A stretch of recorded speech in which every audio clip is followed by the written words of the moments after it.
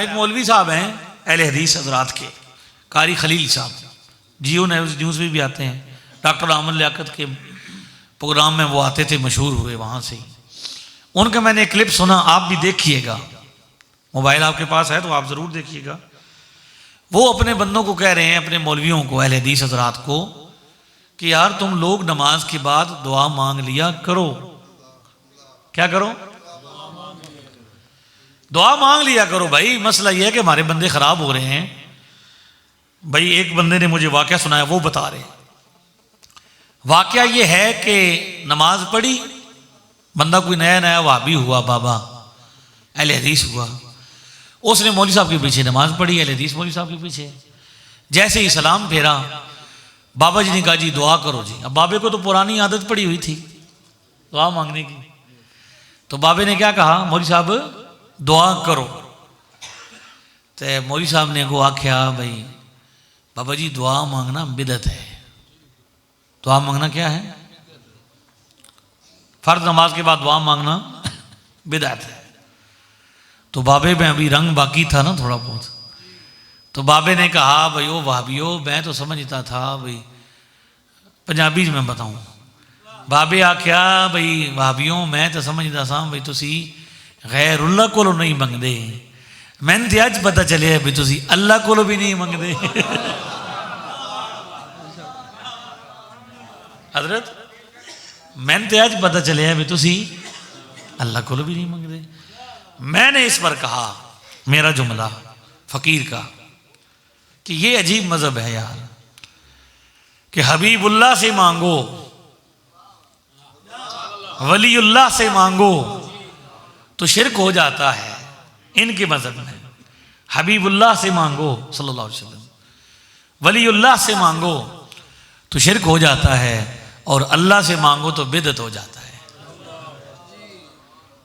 समझ आइए आपको?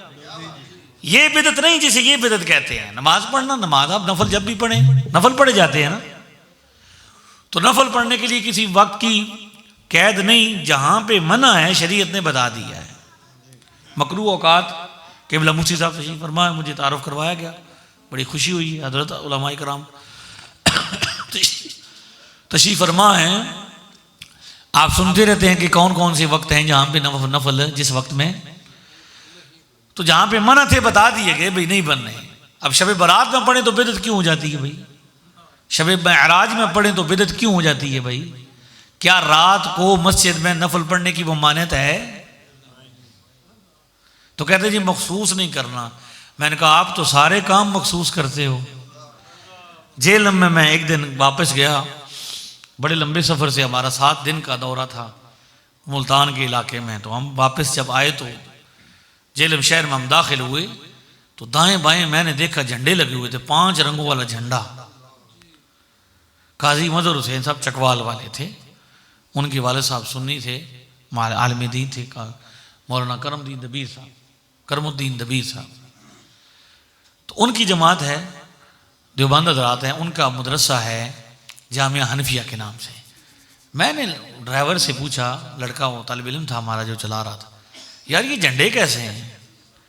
उसने कहा ये हर साल लगते हैं, ये इस दफ़ा इन्होंने कुछ ज़्यादा लगाए हैं, पहले कम थे, अपने लगाते, इस दफ़ा पूरे शहर में लगाए हैं, और ये हर साल लगाते हैं। हमने पूछा भी क्या है? मैंने कहा गाड़ी ले चलो। हम वहाँ पे गए, जो बंदे फिर रहे थे उनसे पूछा भाई यहाँ आज क्या है? उन्होंने कहा जी खत्म बुखारी है। आज क्या है? तो खत्म बुखारी पे ये तकरीब हो रही है। पूरा उन्होंने जुलूस निकाला, झंडे भी लिए, लंगर भी खिलाया, मौलवी भी बुलाए, नातें भी पढ़ी अपने हिसाब से। बड़ी एहतियात से नात पढ़ते हैं ना, पढ़न लग पे नहीं, लेकिन एहतियात है, थोड़ा जजाका खुल गया और भी खुल जासी इंशाल्लाह। सारे वापस आएंगे, रहेगा कोई भी नहीं इंशाल्लाह। ठीक है, थोड़े को तो बड़ा आसान हाल है, तुम इत्थे ले आंदा करो। बात समझ आई? तो मसला ये है कि मैंने पूछा यार ये ख़त्म बुखारी है किस वजह से? कहते हैं इमाम बुखारी की किताब का ख़त्म है। तो मैं ठीक है। कुछ दिन बाद फिर मैं देखा वहाँ पे हमारे यहाँ अहले हदीस हैं, सामने मदरसा, बिल्कुल हमारे इदारे के सामने जामिया असरिया, वहाँ भी झंडे भी लगे हुए थे। इसी तरह तकरीब हुई, लंगर भी, मेहमान भी, जलसा भी, जुलूस भी, टाइम तय किया सारा। भाई तारीख होगी, इश्तिहार भी लगा, लंगर नहीं लिखा, खाना खिलाएंगे भी बाद में। यानी साढ़े लफ्ज तो चढ़े सिर्फ। मैंने भी पूछा वहां भी, भाई क्या है भाई आज? कहते हैं खत्म बुखारी है। मैंने कहा कमाल है, ये अजीब बात है कि जिस इमाम बुखारी के नाम का खत्म हो सकता है। इमाम बुखारी हमारे इमाम हैं, हमें मसला नहीं। मैं हर जगह पे कहता हूं हमारा इख्तलाफ इमाम बुखारी से नहीं है, इमाम बीमारी से है। बुखारी से बीमारी से है।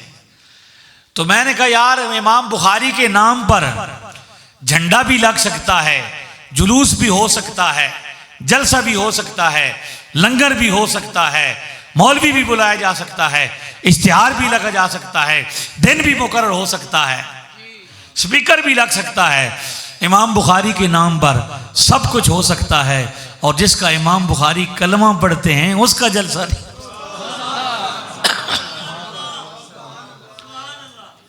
इमाम बुखारी का नाम क्या है? मोहम्मद। क्या नाम है? मोहम्मद है। तो मियाँ साहब ने कहा भाई ए मोहम्मद ठग मोहम्मद, ए मोहम्मद चोर, जिसदा दुनिया कलमा पढ़ दी ओ मोहम्मद हो। अजीब बात है यार, ये कैसा अकीदा लोगों ने बनाया, ये कैसा नजरिया इस्लाम के अंदर इंजेक्ट किया कि जिसमें इंकार ही इंकार है। जिसमें क्या है? इंकार ही इंकार है और बाकी सब कुछ है, लेकिन हुजूर की बारी आती है तो मसला हो जाता है। क्या हो जाता है? क्या कमाल है आला हजरत का कि आला हजरत फरमाते हैं मोमिन वो है जो उन पे मरे दिल से। मोमिन वो है। अब वो कहते हैं हम नाते पढ़ लेते हैं, मैं बताता हूं। आला हजरत ने जवाब दिया भाई मोमिन वो है जो उन पे मरे दिल से। और ताजीम भी करता है नजदी तो मरे दिल से।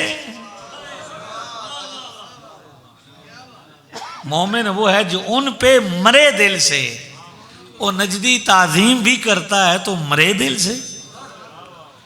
अल्लाह का फजल है कि ये बिदत हमारे यहां नहीं है। जिसे बिदत हुजूर फरमा रहे हैं, बिदत वो बिदत नहीं जिसे नए लोग बिदत कहते हैं। जुमला सुनिएगा, बिदत असल में वो है जिसे साहिब सुन्नत बिदत फरमा रहे हैं। कौन जी? साहिब सुन्नत फरमा रहे। वो क्या है? वलाना आखिर हाज़िहिल उम्मत अव्वलहा, इस उम्मत का मौजूदा तबका बुजुर्गों पर जबान दराजी शुरू कर देगा, पिछलों पर। उनके बारे में जबान खोलेगा। किन के बारे में? कि हजरत बायजीद बुस्तामी जब निकला करते थे, नाम बायजीद नहीं है, नाम तैफूर है। बायजीद उस जबान में, तुर्की जबान में, जो उनका इलाका आज़रबाईजान का इलाका है, उसमें कहते हैं चिट्टे चेहरे वाले को नूरानी। हजरत बायजीद बुस्तामी जब निकला करते थे तो आपके चेहरे पर इतना जलाल होता था, इतना जमाल होता था कि लोग देख के कलमा पढ़ लिया करते थे। खैर मुस्लिम क्या करते थे, इसलिए उनको लक़ब दिया गया कि ये क्या है? ये भाई उनकी जबान में। उनका कोई नाम यजीद नाम का बेटा नहीं है। तो उनका जो नाम बुजुर्गों का लोग बड़े अदब से लेते थे, उन पर जबान दराजियां और उनके बारे में ये कहना कि भाई वो तो शाही कोई नहीं। हमने कहा हमारा एक बाबा निकल आया ना बाहर, एक हमारा बाबा आया था ना, लोगों से संभाला नहीं गया,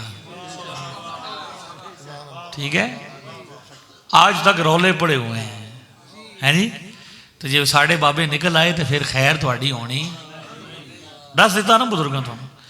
लिहाजा ये मसला नहीं है भाई ये क्या, हमने तो असल में बात समझानी है। हमने देखो ना, लिकुल्ल फन रिजाल, हर फन का एक मर्द होता है। मसला हमारा यहां से शुरू हुआ कि जब हमने क्या किया, जिसका जो काम था उससे लिया नहीं, जिसका नहीं था उससे नायल को बिठाया। समझ आइए? तो जब अहल बैठेगा फिर गड़बड़ नहीं होगी। तो हुजूर क्या फरमा रहे हैं? बिदत क्या होगी?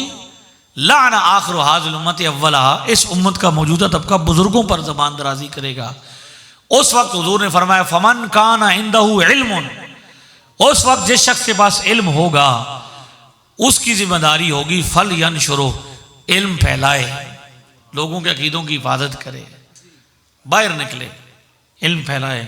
फ़इन्न कातिमल इल्म यौम इज़िन का कातिब मा उन्ज़िला अला मुहम्मद, उस वक्त अगर साहिब इल्म ने जब फितना ज़ाहिर हो, इल्म छुपाया और लोगों की अकीदे की हिफाजत न की और खामोश हो गया, वो ऐसे ही है जैसे मोहम्मद रसूलुल्लाह सल्लल्लाहु अलैहि वसल्लम पर नाजिल होने वाले इल्म का इनकार करने वाला। वो मौलवी किस में उठेगा क़यामत वाले दिन? काफिरों में, जिसने क्या किया? इल्म छुपाया कि जी सानू केड़ी लोड़ जी, साडा इस नाल के है जी। समझ आ गई? ये जिम्मेदारी है जो हजरत भी जिसकी तरफ इशारा फरमाते हैं। और देखें, दिलों का बदलना भी यही तो असल है।